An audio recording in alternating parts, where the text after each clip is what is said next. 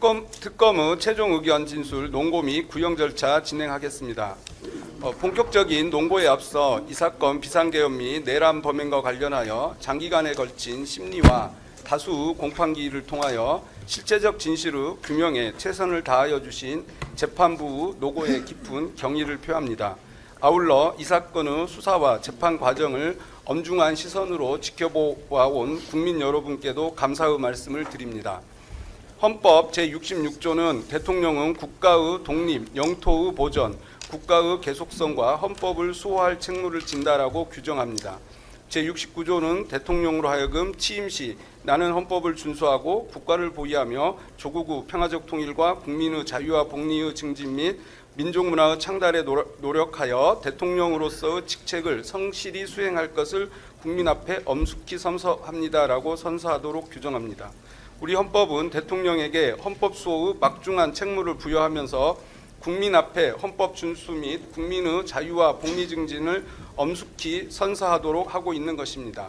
그리고 국가보안법 제1조는 이 법은 국가의 안전을 위태롭게 하는 반국가 활동을 규제함으로써 국가의 안전과 국민의 생존 및 자유를 확보함을 목적으로 한다라고 규정하고 있습니다.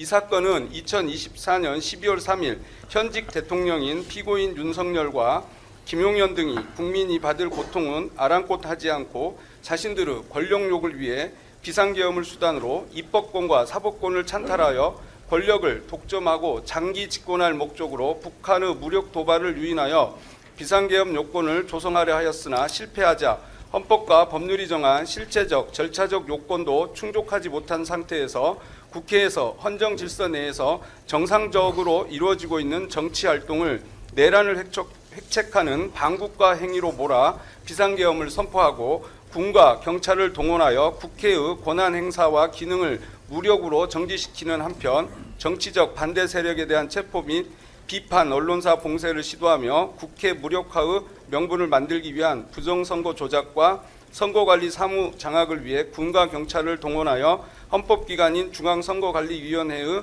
기능을 강제로 침해한 사안입니다. 이러한 일련의 행위는 헌법 수호 및 국민의 자유 증진에 대한 책무를 저버리고 국가의 안전과 국민의 생존 및 자유를 직접적이고 본질적으로 침해한 것으로서 그 목적과 수단, 실행 양태에 비추어 볼 때 국가보안법이 규율 대상으로 하는 반국가 활동의 성격을 갖는다고 평가함이 상당합니다. 나아가 이 사건은 피고인들이 명분으로 지목하였던 이른바 반국가 세력이 실질적으로는 누구였는지를 명확히 드러냅니다. 국회와 중앙선거관리위원회 무장 군입 난입과 언론사 단전 단수 시도 등 우리 헌정사에서 전례를 찾기 어려운 반국가 세력에 의한 중대한 헌법 질서 파괴 사건이라 할 것입니다. 특히 이 사건은 대통령 등의 단순한 권한 남용이나 입법한 국정 운영의 차원을 넘어 장기 집권을 위해 헌법이 설계한 국가 작동 구조를 무력화하고 군사력과 경찰력에 의해 국가 권력과 통치 구조를 재편하려 한 내란 범행이라는 점에서 국민과 국가에 준 충격과 불안은 이루 말할 수 없을 정도로 컸습니다. 비상계엄 선포 직후부터 국민은 1980년의 전두환, 노태우 세력의 비상계엄과 권력 찬탈의 기억을 떠올리며 극도의 불안과 분노를 표출하였고 국회 선관위 봉쇄, 정치인 체포 및 언론사 봉쇄 시도, 무장한 군과 경찰의 대규모 동원이라는 일련의 사태는 대한민국이 쌓아올린 민주주의와 법치주의의 성취가 일순간에 무너질 수 있다는 위기의식을 사회 전반에 확산시켰습니다. 비상계엄을 앞두고 소집되어 비상계엄 선포시까지 장시간 대기한 국무총리 한덕수, 행안부 장관 이상민, 국정원장 조태용, 법무부 장관 박성재, 대통령 비서실장 정진석, 안보실장 신원식, 민정수석 김주연, 안보실 차장 김태효 등 국가의 안전과 국민의 생명 및 자유 그리고 법치를 담당하는 지위에 있던 자들은 당시 총칼로 위협받거나 통제받지 않고 자유롭게 이동하고 통신할 수 있었고 실제 자유롭게 이동하면서 핸드폰을 사용하고 있었음에도 비상계엄을 선포하려 한다는 사실과 이를 위해 국무위원들을 소집하고 있다는 사실을 언론을 통해 국민에 알려 이를 제지하려는 시도조차 하지 않았습니다. 그들 중 단 한 명이라도 문자 메시지 등 통신으로 비상계엄 선포 예정을 외부에 알렸다면 2024년 12월 3일 비상계엄의 실행은 현실적으로 불가능하였을 것입니다. 정부와 대통령실에서 공직을 맡았던 자들은 국가의 안전과 국민의 생명, 자유가 중대하게 위협받는 상황에서 국민과 국가에 대한 봉사자로서의 책무에 따른 국가와 국민에 대한 충성을 저버리고 피고인 윤석열에 대한 충성과 그에 따른 권력 공유에 대한 탐욕을 선택하였습니다. 친위 쿠데타의 목적은 예외 없이 독재와 집권 연장이라는 것을 잘 알고 이에 동참하거나 묵인한 그들이야말로 국가 안전과 국민의 생명 및 자유를 위태롭게 하는 피고인 윤석열 등의 헌정질서 파괴행위, 소위 반국가 활동에 동조한 반국가 세력으로 평가받아 마땅한 자들이라 할 것입니다. 치안과 범죄 대응 직무를 수행하는 경찰청장과 서울경찰청장은 국회 야당 당사 언론사 봉쇄를 지시받고 주저없이 이를 이행하였고 지시를 받은 경찰 간부들 역시 주저없이 이를 이행하였습니다. 극히 일부 예외가 있었지만 군 사령관들의 지시를 받은 군 간부들 역시 같았습니다. 이번 내란은 국민의 저항과 국회의 신속한 조치로 극복할 수 있었지만 이와 같은 공직 엘리트들의 행태는 전두환 노태우 세력의 내란을 단죄하였음에도 불구하고 향후 비상계엄을 수단으로 한 친위 쿠데타에 의한 헌정질서 파괴 시도가 다시 반복될 위험성이 적지 않다는 것을 알 수 있게 합니다. 따라서 이번 재판을 통해 공직 엘리트들이 자행한 헌법질서 파괴 행위를 전두환 노태우 세력에 의한 단죄보다 더 엄정하게 단죄함으로써 대한민국이 형사사법 시스템을 통해 스스로 헌정질서를 수호할 수 있음을 보여주어야 할 것입니다. 이하에서 구형의 사유가 되는 이 사건 비상계엄을 수단으로 한 내란 범행이 헌법질서와 국민주권, 민주주의의 근간에 어떠한 중대한 침해를 초래하였는지 그리고 각 피고인이 그 과정에서 수행한 역할과 책임에 대하여 구체적으로 말씀드리겠습니다. 주요 혐의에 대한 증거관계입니다. 내란죄는 다수인이 공동하여 국가의 존립과 헌정질서를 침해하는 집합범으로서 일부 가담자에게도 전부 책임의 원칙이 적용됩니다.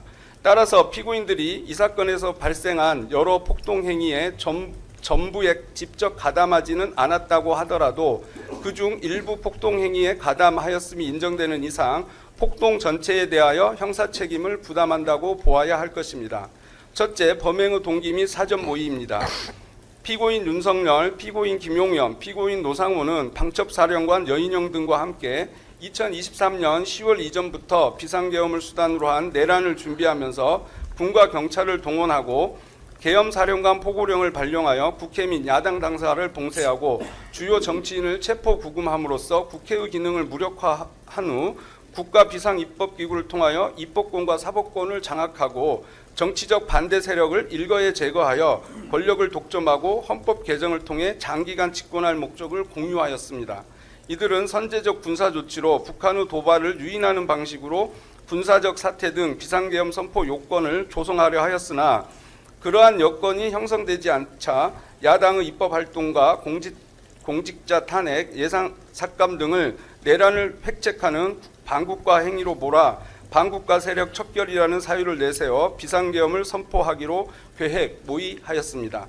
이와 같은 사전 모의 사실, 비상계엄을 통한 권력 독점과 장기 집권 목적은 노상원의 수첩, 여인영의 휴대전화 메모, 최상목 기획재정부 장관과 이상민 행정안전부 장관 등에 대한 지시 문건 등 객관적 자료와 모의에 참여한 피고인 김용현, 각종근, 이진우, 여인영 등의 진술로 충분히 입증됩니다. 둘째, 비상계엄의 위헌 위법성과 그에 대한 인식입니다.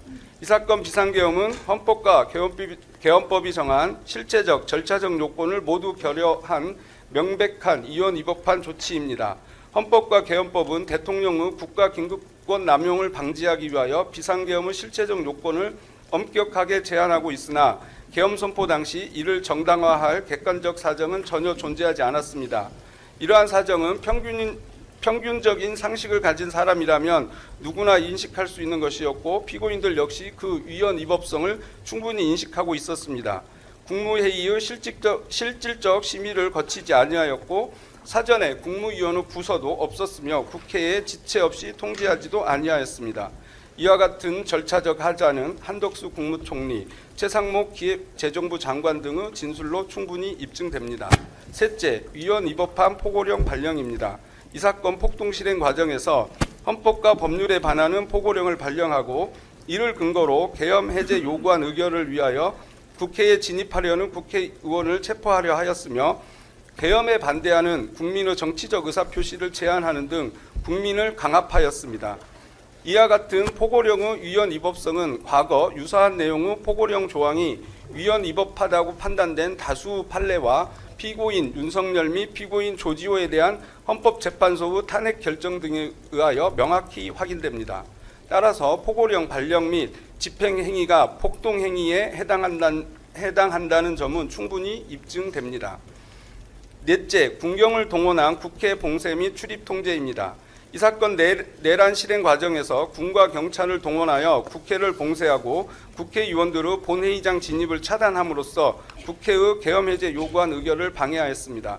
이와 같은 사실은 국회 CCTV 영상, 피고인 김봉식과 서울청 경비부장 주진우, 피고인 목현태와 국회 사무총장 김민기 사이의 통화 녹음 등 각종 통화 녹음, 일반 및 비아폰 통화 내역, 서울청 지휘망 및 영등포 경찰서 행사망 녹취록, 경찰 지휘 무전망 주요 지시사항, 출동 현황, 작전 일지 및 작전 경과, 특정사 707 특임 내 텔레그램 단체 대화방 대화 내역, 수방사령관 이진우 휴대전화 포렌식 자료, 국회 사무처가 회신한 비상계엄 관련 피해 자료, 그리고 피고인 윤석열에 대한 헌법재판소의 탄핵 결정문 등 객관적 자료와 특정 사령관 곽종근, 수방사령관 이진우, 계엄사령관 박안수, 경찰청 경비국장 임정주, 서울청 공공안전차장 오부명, 특전사 1공수 여단장 이상현, 특전사 707 특임단장 김현태, 수방사 1경비단장 조성현, 수방사 군사경찰단장 김창학 등 진술로 명확히 드러났습니다.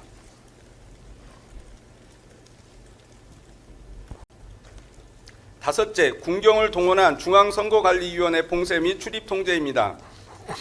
이 사건 내란 실행 과정에서 중앙선거관리위원회 과천청사를 점거하고 서버실을 폐쇄한 한편 제2수사단을 이용하여 선관위 주요 직원들에 대한 체포를 시도함으로써 선관위의 기능을 마비시켰습니다. 롯데리아 안산 상록수점 및 선관위 CCTV 영상, 피고인 노상원 차량 블랙박스 영상, 국방부 조사본부 수사관 명단과 이를 기초로 한 국방부 일반 명령, 국방부 인사명령 초안, 비아폰 및 일반 전화 통화 내역, 각 부대 출동 현황 등 객관적 자료와 방첩사령관 여인영, 정보사령관 문상호, 국방부 관계자 및 선관위 직원 등의 진술로 충분히 입증됩니다. 또한 경찰과 특전사 병력은 선관위 외곽 및 주요 시설에 대한 경계와 점거, 출입 통제를 실행하였으며 이는 선관위 CCTV 영상, 112망 무전기록, 작전 일지 및 작전 경과보고 등 객관적 자료와 관련 지휘관들의 진술로 확인됩니다. 여섯째, 주요 정치인 등 체포조 운영입니다. 이 사건 내란 실행 과정에서 국회의원과 주요 정치인 등 이른바 반국가 세력으로 지목한 인사들의 신병을 확보할 목적으로 합동체포조를 편성 운영하였습니다. 이와 같은 사실은 반국가 세력 합동체포조 관련 계획이 기재된 방첩사령관 여인영의 휴대전화 메모와 피고인 노상원의 수첩, 국수본 및 경찰 간부와 방첩사 국방부 조사본부 관계자들 사이의 통화 녹음, 피고인 윤석열과 국정원 1차장 홍장원, 피고인 조지호와 방첩사령관 여인영 등 주요 인물들 간의 통화 내역, 카카오톡 단체 대화방 대화 내역, 홍장원 1차장의 자필 메모, 실무자들 사이의 통화 및 문자 메시지 내역, 비상대기 인력 현황과 부대 일지, 그리고 피고인 윤석열에 대한 헌법재판소 탄핵 결정문 등 객관적 자료와 방첩사령관 여인영, 국방부 조사본부장 박헌수, 국정원 1차장 홍장원, 방첩수사단장 김대우, 방첩사 수사조정과장 구민혜 등의 진술로 충분히 입증됩니다. 일곱째, 주요 언론사 단전 단수 및 민주당사 봉쇄입니다. 정치적 반대 세력 제거를 위해 1공수 여단 등 특전사 병력을 투입하여 민주당사를 봉쇄하고 당사 내부에 있던 인원 전원을 강제로 끌어내려 하였고 언론사 단전 단수를 통한 봉쇄를 통해 비상계엄 반대 여론 확산을 차단하려 하였습니다. 이와 같은 사실은 특전사 작전 일지, 1공수 여단장 이상현과 부대원 간의 통화 녹음 등 객관적 자료와 특전사령관 곽종근, 1공수 여단 참모장 김병준, 3대 대장 장희재 등의 진술과 행정안전부 장관 이상민의 지시를 하달받은 소방청 관계자들의 진술로 충분히 입증됩니다. 피고인들 양형 관련입니다. 형법 제51조 양형의 조건은 형을 정함에 있어서는 범인의 연령, 성행, 지능과 환경, 피해자에 대한 관계, 범행의 동기, 수단과 결과, 범행 후 정황 등을 참작하여야 한다고 규정하고 있습니다. 이 사건 내란 범행의 중대성에 대하여 말씀드린 후 피고인들에게 개별적으로 적용되는 양형의 조건들을 살펴보는 방법으로 피고인들에 대한 구형 의견을 진술하겠습니다. 내란 범행의 중대성 1. 공동체 존립 위협하는 내란 범행의 중대성. 내란죄는 폭동에 의하여 불법으로 국가조직의 기본 제도를 파괴함으로써 헌법이 설계한 민주적 기본 질서와 국가의 존립을 위태롭게 하는 범죄로서 그 성격과 중대성에 있어 어떠한 범죄와도 비교될 수 없는 중대 범죄입니다.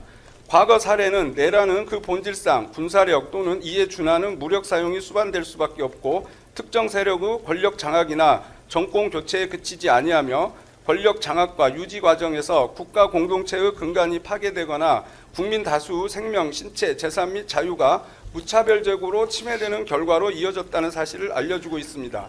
그래서 동서고금을 막론하고 사회 공동체의 존립과 안전을 근본적으로 해하는 범죄에 대하여는 가장 극한 형벌로 대응하고 있습니다. 우리 형법 역시 내란죄에 대하여 우두머리의 경우 사형, 무기징역 또는 무기금고를, 모의 참여 등의 경우에도 사형, 무기 또는 5년 이상의 징역 금고를 법정형으로 규정하고 있습니다. 우리나라는 내란죄의 중대성과 위험성을 고려하여 헌정질서 파괴 범죄의 공소시효 등에 관한 특례법을 제정함으로써 내란 외환의 죄 등에 대하여 공소시효 적용을 배제하고 있습니다. 따라서 대한민국의 존립 자체를 위협한 이 사건 내란 범행에 대한 엄정한 법적 책임 추궁은 헌정질서 수호와 형사사법 절차의 신뢰 및 정의 실현을 위한 최소한의 조치라 할 것입니다. 2. 1980년 이후 재현된 헌정 파괴. 2024년 12월 3일 피고인 윤석열이 선포한 비상계엄은 1980년 5월 17일 전두환, 노태우 권력이 권력 찬탈을 위하여 단행한 5.17 비상계엄 전국 확대 조치 이후 44년 만에 이루어진 것으로서 우리 헌정사에서 갖는 의미와 충격이 매우 큽니다. 5.17 비상계엄 전국 확대 조치는 강주 민주화 운동에 대한 유혈 진압으로 이어졌고 국가 최고 권력이 헌법의 울타리를 벗어나 공권력을 동원하여 무자비한 폭력을 행사할 경우 어떠한 참혹한 결과가 초래되는지를 우리 사회에 뚜렷하게 각인시켰습니다. 이러한 역사적 경험은 다시는 비상계엄을 수단으로 한 권력 찬탈과 헌정 파괴가 반복되어서는 안 된다는 국민적 합의로 이어졌고 이후 1987년 6월 항쟁을 거쳐 대통령 직선제 도입, 국회 권한 확대, 헌법재판소 설치 등 헌법 개정을 통해 자유민주적 헌정 질서가 확립되는 계기가 되었습니다. 그 결과 대한민국은 대통령을 비롯한 국가 권력이 헌법의 울타리 안에서 제도적으로 견제, 통제되는 체제를 구축하였고 국민 스스로는 물론 국제사회로부터도 안정된 민주주의 국가로 평가받아 왔습니다. 그런데 이번 비상계엄 선포와 이 사건 내란 범행으로 인하여 그동안 어렵게 쌓아왔던 대한민국은 안정된 민주국가라는 국민의 자긍심과 국제사회의 신뢰는 심각하게 훼손되었습니다. 3. 정치적 중립 및 국민에 대한 충성 의무 있는 군경동원. 대한민국 헌법 제5조 제2항은 국군의 정치적 중립성과 본질적 임무를 명시하고 있으며 군인의 지휘 및 복무에 관한 규정 제20조는 군인은 국민의 생명 신체 보호와 국민에 대한 충성 의무를 명시하고 있습니다. 그리고 국가경찰과 자치경찰의 조직 및 운영에 관한 법률 또한 경찰의 본질적 임무가 국민의 자유와 권리 및 불가침의 기본적 인권을 보호하고 사회 공공의 질서를 유지하는 데 있음을 선언하고 있습니다.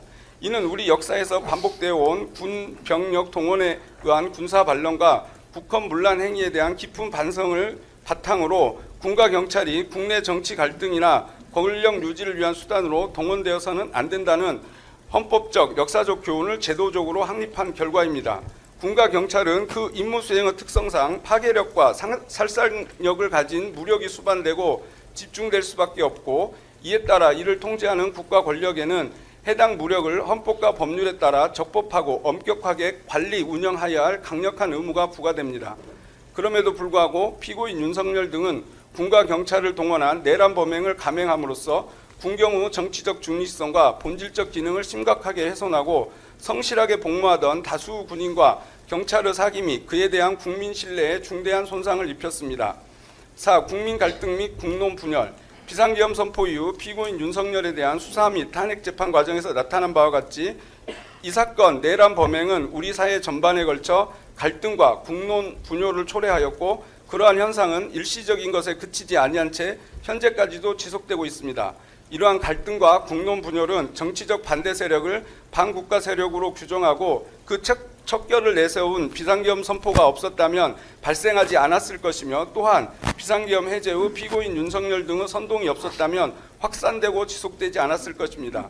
특히 피고인 윤석열에 대한 체포 구속 과정에서 이루어진 대규모 찬반 집회는 법원 폭력 사태로까지 확산되었고, 이후 탄핵 심판 선고 국면에 이르러서는 대규모 경찰력 동원이 불가피해지는 등 사회 전체의 안정과 법 질서가 심각하게 훼손되는 상황에까지 이르렀습니다.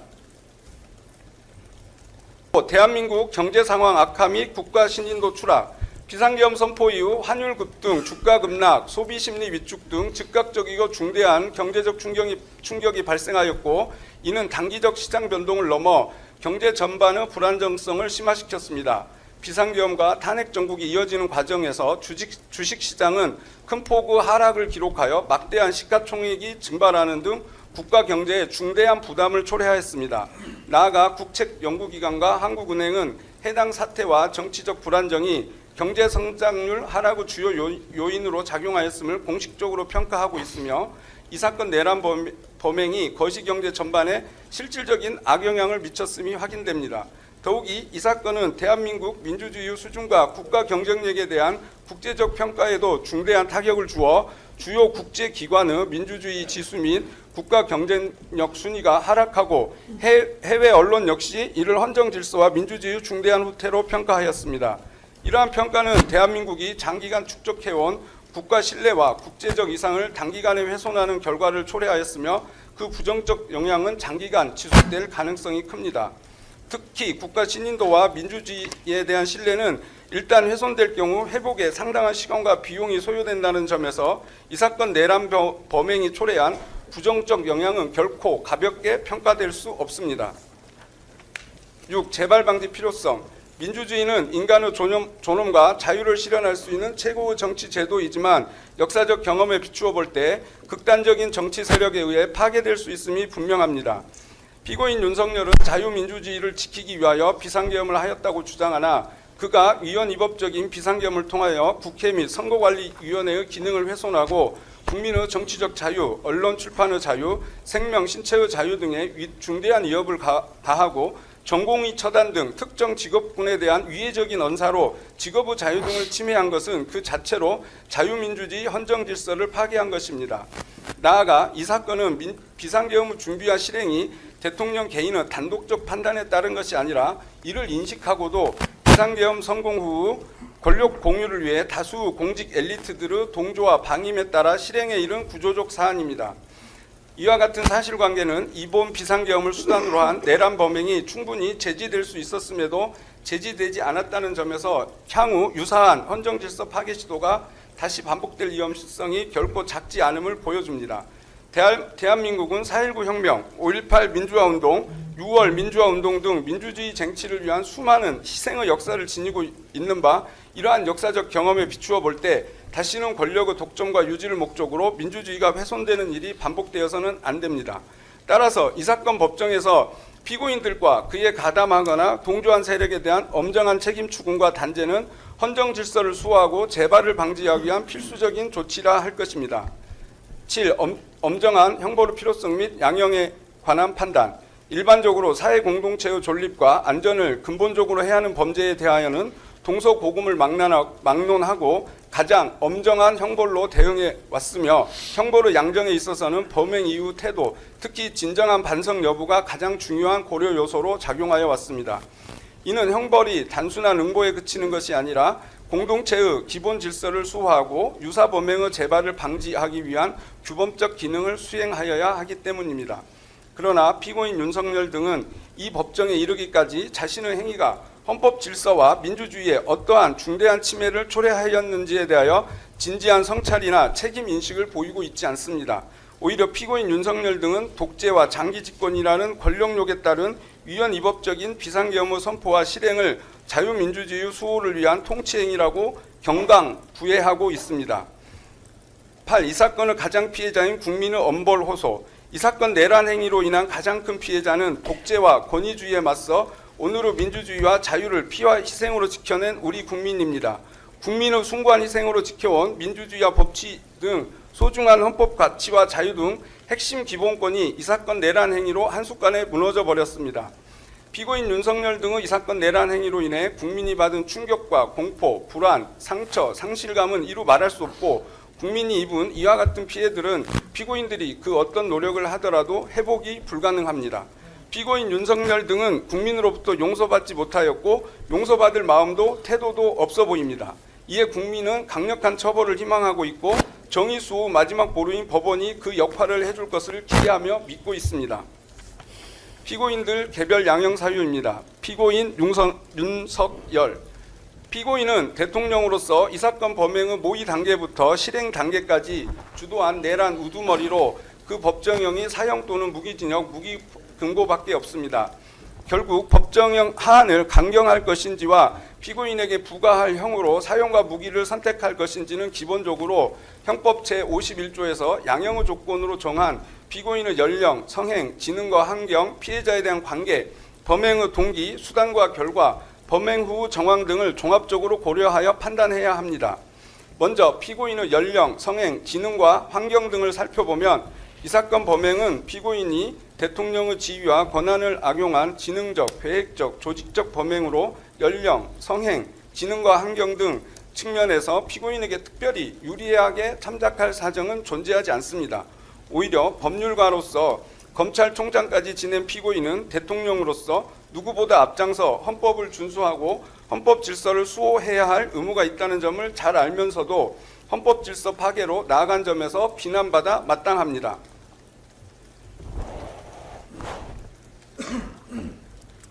다음 범행의 동기에 대하여 말씀드리겠습니다.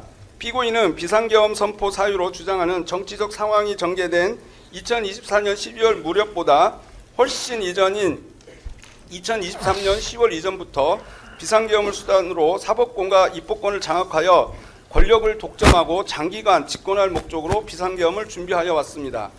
우리는 역사적 경험을 통하여 권력을 가진 자가 내세운 친위 쿠데타의 명분이 실상은 허울에 불과하였고 그 본질이 권력의 독점과 유지를 목적으로 한 것이었음을 분명히 알고 있습니다.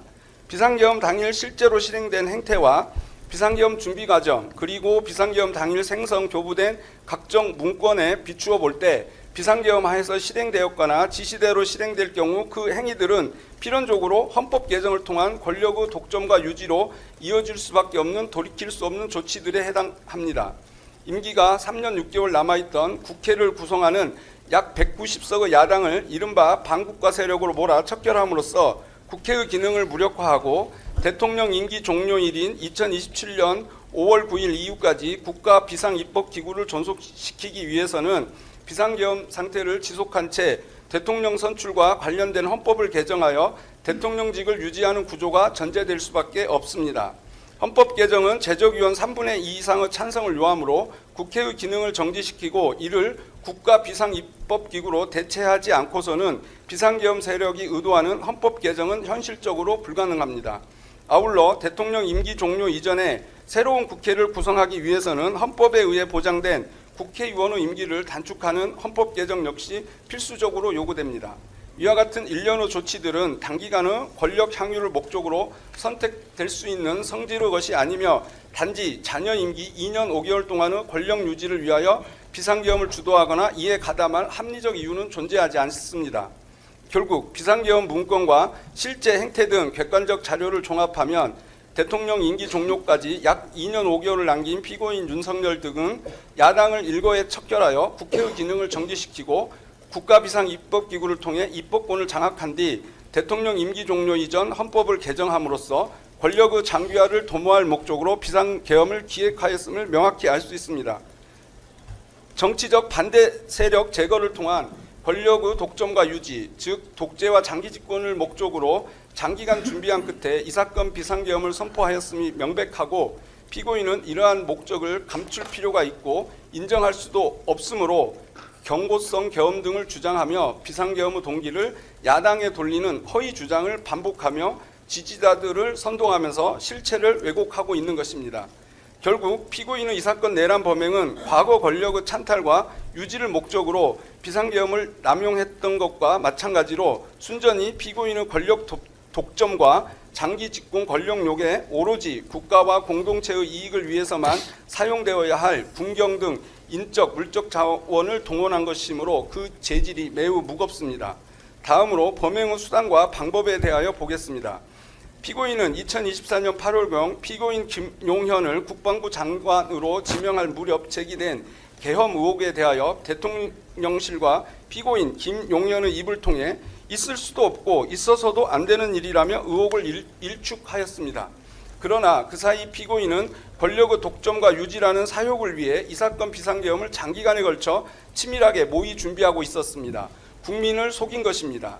피고인은 비상계엄 실행에 필요한 군경을 동원하기 위하여 특전사, 수방사, 방첩사를 지휘하는 사령관을 중장으로 진급시켜 보직시킨 뒤 이들을 수시로 대통령 관저로 은밀히 불러 당시의 여소야대 정치 상황이 비상계엄 선포 없이는 해결이 어려운 것처럼 반복적으로 주입하는 방법으로 그들을 위헌적 비상계엄에 유인하였고 결국 그들은 역사에 영원히 기록될 내란의 핵심 공범이 되어 구속 재판을 받고 있습니다. 이어 피고인은 헌법상 비상계엄 선포를 위해서는 국무회의 심의를 반드시 거쳐야 함에도 국무회의 심의도 없이 비상계엄을 선포하려 하였다가 향후 절차상 논란이 될 것으로 예상되자 의사정족수에 필요한 최소한의 국무위원만 선별, 소집한 채 실질적인 심의도 없이 일방적으로 비상계엄을 선포해버림으로써 대통령의 권한남용을 견제해야 할 국무회의의 기능을 무력화하고 소집 통지를 받지 못한 국무위원들의 헌법상 권한인 국무회의 심의권을 침해하였습니다. 그러고 나서 마치 국무회의 심의를 적법하게 거친 것처럼 계엄 해제 이후에 국무총리와 국무위원들의 부서를 조작하기도 하였습니다. 피고인이 단순히 위헌적 비상계엄을 선포한 것에 머물지 않고 비상계엄을 선포한 이후에는 홍장원 국정원 차장 등에게 직접 주요 정치인 체포를 위한 위치 확인을 지시하기도 하였고 국회의 계엄 해제 요구안 의결을 저지하기 위해 경찰청장인 피고인 조지호에게 직접 일체의 정치활동을 금지하는 포고령을 근거로 해 국회에 진입하고자 하는 국회의원들을 체포하라고 지시하고 수방사령관 이진우, 특전사령관 각종군에게 직접 국회 봉쇄를 재촉하며 본회의장에 있는 국회의원을 총으로 위협하여 강제로 끌어내거나 전기를 차단하는 지시까지 하여 그 지시가 현장 군경에 하달되도록 하였습니다. 피고인은 국회가 계엄 해제 요구안을 의결한 이후에도 지체 없이 계엄 해제를 선포하지 않은 채 국회의 해제 요구를 거부하거나 비상계엄을 선포할 방안까지 모색하다가 국회의 비상계엄 해제 의결 후 군의 태도가 소극적으로 바뀌어 따르지 않을 것으로 보이자 계엄 해제를 공표할 수밖에 없게 된 것이며 자발적으로 중단한 것이 아닙니다. 피고인은 비상계엄 선포 요구를 조성하기 위하여 북한의 무력 도발을 유인하기 위해 선제적 군사 조치를 기획하고 실행까지 하였습니다. 그리고 정보 수집과 공작을 임무로 하는 국군 정보사령부를 중심으로 제2수사단을 구성하여 고문으로 부정선거를 조작하려 하였고 단전단수라는 비인간적 방법을 통해 비판 언론사를 폐쇄하려 하였습니다. 피고인이 실제 실행하거나 기획한 범행 수법은 형을 가중할 사유가 된다 할 것이며 감경의 여지는 전혀 없습니다. 피해자에 대한 관계 및 범행 후 정황에 대하여 말씀드리겠습니다. 이 사건 내란 범행으로 인한 궁극적인 피해는 결국 피고인이 대통령으로서 헌법 질서를 수호하고 국민의 기본권을 보호하는 데 최선을 다할 것이라고 기대하고 신뢰했던 국민이라고 할 것입니다. 그러나 피고인은 계엄 선포 이후 국가와 사회에 엄청난 피해와 해악을 초래한 이 사건 내란 범행을 진지하게 반성하기는커녕 국민에게 단 한 번도 제대로 사과를 한 적이 없습니다. 오히려 독재와 장기 집권을 위해 이 사건 비상계엄을 선포한 이유를 숨긴 채 비상계엄의 원인을 야당 탓으로 돌리고 경고성 또는 호소형 계엄 등의 납득하기 어려운 주장을 하며 이 사건 비상계엄이 정당한 것처럼 지지자들을 선동하고 사회 분열과 국민 상호간 반목을 부추기는 등 국민을 분노케 하고 있습니다. 피고인의 이와 같은 행위는 급기야 피고인의 선동에 영향을 받은 정치인 등의 피고인 체포방해 시도와 일부 극렬 지지자들의 서울 서부지방법원 폭동 사태를 유발하기도 하였습니다. 나아가 피고인은 구속된 이후에도 수사 및 재판 절차에 성실히 임하기는커녕 정당한 사유 없이 출석을 거부하거나 조사를 회피하는 등 형사사법 절차 자체를 경시하는 태도를 보여왔습니다. 이는 자신의 범행에 대한 책임을 인정하거나 진실을 밝히려는 최소한의 자세조차 결여되어 있음을 드러내는 것으로서 피고인에게 어떠한 반성의 기미도 찾아볼 수 없음을 명백하게 보여주고 있습니다. 또한 피고인은 탄핵 심판과 이 사건 재판 과정에서 피고인의 지시로 범행에 가담한 하급자들에게 용서를 구하고 그들의 가담 행위에 책임지려는 자세를 보이기는커녕 용기를 내어 사실대로 진술하는 사람들을 거짓말쟁이로 몰아세우는 등으로 그 책임을 전가하는 무책임한 모습을 보이고 있습니다. 재발 가능성에 대하여 살펴보겠습니다. 1980년 5.17 비상계엄 전국 확대 조치 이후 민주화를 거치고 재판을 통해 1997년 5.17 군사 반란 등을 주도한 전두환, 노태우 두 전직 대통령을 무기징역 등으로 단죄하면서 우리 국민은 다시는 비상계엄을 수단으로 한 친위 쿠데타가 일어나지 않을 것으로 생각했고 이 사건 비상계엄 선포 당시에 많은 국민이 비상계엄 선포 소식을 듣고 가짜 뉴스로 취급하였습니다. 하지만 전두환 노태우 세력 단죄의 역사가 있음에도 비상계엄을 수단으로 내란을 획책한 피고인을 비롯한 공직 엘리트들의 행태를 통해 국민은 비극적 역사가 반복되지 않도록 다시금 전두환 노태우 세력에 대한 단죄보다 더 엄정한 단죄가 필요함을 실감하게 되었습니다. 따라서 피고인에 대한 형을 정함에 있어서는 재발 가능성을 진지하게 고려할 필요가 있습니다. 내란 우두머리죄에 대한 법정형은 최고 사형, 최저 무기금고입니다. 이와 같은 양형 조건에 비추어 볼 때 참작할 만한 감경 사유가 전혀 없는 피고인에 대하여 법정 최저형인 무기형으로 형을 정하는 것이 과연 양형의 원칙에 부합한지에 관하여 신중한 검토가 필요합니다. 대한민국은 사실상 사형 폐지 국가라고 합니다. 사형을 집행하지 않기 때문입니다. 그러나 사형은 구형되고 있고 선고되고 있습니다. 대한민국 형사사법에서의 사형은 집행하여 사형을 시킨다는 의미가 아니라 공동체가 재판을 통해 범죄 대응 의지와 그에 대한 신뢰를 구현하는 것으로 기능하고 있는 것입니다. 피고인은 반성하지 않습니다. 양형에 참작할 사유가 없고 오히려 중한형을 정해야 합니다. 따라서 법정형 중 최저형으로 형을 정함은 마땅하지 않습니다. 법정형 중 최저형이 아닌 형은 사형밖에 없습니다. 이에 피고인 윤석열에게 사형을 구형합니다.